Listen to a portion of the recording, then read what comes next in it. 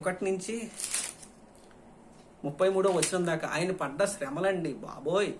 ఆయన పడ్డ శ్రమలు, బెత్తాలతో కొట్టబడ్డా, వాడ పగిలి శ్రమ పడ్డా, సముద్రంలో రాత్రి పగలు గడిపాడా, ఒకటి తక్కువ ముమ్మారు బెత్తాలతో కొరడాలతో కొట్టబడ్డా, రాళ్లతో కొట్టబడ్డా, కపట సహోదరుల యొక్క కుయుతులకి బాధపడ్డా, సహోదరుల వల్ల ఇబ్బంది పడ్డా. ఇన్ని విషయాలు బట్టండి పౌలు గారు ఎంత వేదనకు గురయ్యారు. ముమ్మారు బెత్తంతో కొట్టబడితే, ఒకసారి రాళ్లతో కొట్టబడితే, ఎన్ని బాధలు, ఎన్ని మనం చదివితే మనకు ఆయాసం వచ్చేస్తుంది. కానీ ఇవన్నీ చూస్తే మామూలుగా అసలు పౌలు గారి పరిచర్య మనకి ఎంత మాదిరి, ఎంత తగ్గింపు తత్వంతో నా ముందు ఉంచబడిన బహుమానం కొరకు ఓపికతో పరిగెడుతున్నాను.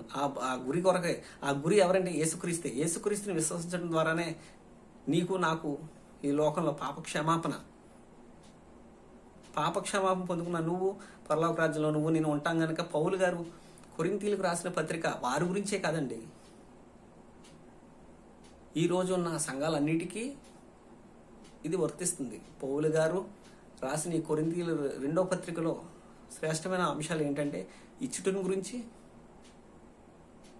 పౌలు గారి ఎక్స్ప్లెనేషన్, తన పరిచర్యలో తాను పొందిన బాధలు, కష్టాలు, శ్రమలు, ఇవన్నీ ఎందుకు, సేవకునిగా తను పడిన తర్వాత కూడా వీరిని ఎంతగా ప్రేమిస్తున్నాడు అంటే కారణం క్రీస్తు ప్రేమ నన్ను తొందర చేసింది. ఆయన క్రీస్తు ప్రేమ ఏ విధంగా, క్రీస్తు సిలువలో నలుగుగొడ్డ పడిన సమయంలో కూడా తండ్రి వీరు ఏం చేస్తున్నారు, వీరికి తెలియదు కావున వీరిని క్షమించు అని ఏ విధంగా క్రీస్తు ప్రార్థించాడో వారిని కూడా క్రీస్తును మాదిరిగా నన్ను పోలి మీరు నడుచుకోనండి అని పౌలు గారు చెప్తున్న విధానం కారణం ఇదే. వారిని ప్రేమిస్తున్నాడు. మీరు నాకేమి మీ సొమ్మొద్దు నాయన, మీరే నాకు కావాలి. తల్లిదండ్రులు కుమారులకి ఆస్తి కూడబెడతారు కానీ కుమారులు తల్లిదండ్రులకి ఆస్తి కూడబెట్టరు కదా. మీ సొమ్ముని కాదు నేను కోరుకుంటాను, మిమ్మల్ని నేను కోరుకుంటున్నాను అని చెప్పి ఆ సంఘాన్ని క్రీస్తులోకి, క్రీస్తు విశ్వాసంలోని స్థిరపరచడానికి, క్రీస్తు రాజ్యంలో వారిని నిలవబెట్టడానికి పౌలు గారు చేసిన ప్రయత్నమే ఈ 2వ కొరింథీ పత్రిక. పౌలు గారు రాసిన విధానం, పత్రిక రాసిన కారణం అదే. ఈ సమయంలో చిన్న ప్రార్థన చేసుకుందాం. కొరింథీయులకు రాసిన పత్రిక వారి గురించే కాదండి, మన గురించి కూడా. మనం క్రీస్తులో ఏ విధంగా ఉండాలి, క్రీస్తుని మనం ఏ విధంగా విశ్వసించాలి,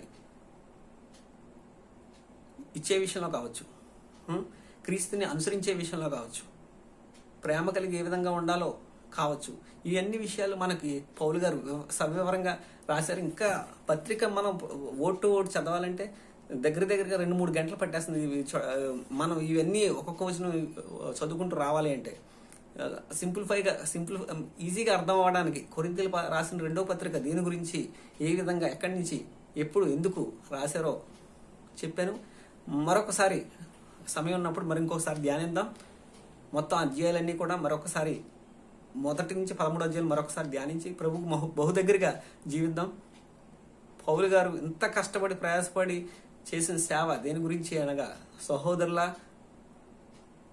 సహోదరులను, సంఘాన్ని క్రీస్తు ముందు నిష్కల్మషముగా నుంచోపెట్టాలి అని ఒక భావనతో వారు చేస్తున్న తప్పులను సరిచేస్తూ ఉత్తరం రాసి వారిని ప్రోత్సహించి క్రీస్తులోకి నడిపించిన పౌలు గారికి నిజంగా హ్యాట్స్ ఆఫ్ అండి. మరొకసారి దేవుని కృపను బట్టి కొరింథీయులకు రాసిన 2వ పత్రిక ధ్యానించడానికి మహాకృప దేవుడు మనకు అనుగ్రహించాడు. అలాగే నెక్స్ట్ మనం గలతీయులకు రాసిన పత్రిక ధ్యానించబోతున్నాం. దేవుని చిత్తమైతే మళ్ళీ మరొకసారి మనం కలుసుకుందామండి. చిన్న ప్రార్థన. కృప వాక్యాన్ని ధ్యానించడం మహాకృప కనికరం దయచేశారు, అందుని బట్టి స్తోత్రాలు నాయన. మళ్ళీ మీ సన్నిధిలో కనబడేదాకా, మరొకసారి గలతీ పత్రికను ధ్యానించేదాకా మీ కృప చూపించమని, పత్రికను అర్థం చేసుకునే జ్ఞానం వివేచనలు మాకు దయచేయమని, నేర్చుకున్న విషయాలను హృదయం దాచుకోవడానికి సహాయం దయచేయమని యేసు నామములో ప్రార్థిస్తాం తండ్రి, ఆమేన్. ఈ వీడియోని షేర్ చేయండి, లైక్ చేయండి, కామెంట్ పెట్టండి. ప్రభు సేవలో మీ ఆనంద్ కుమార్. Thank you.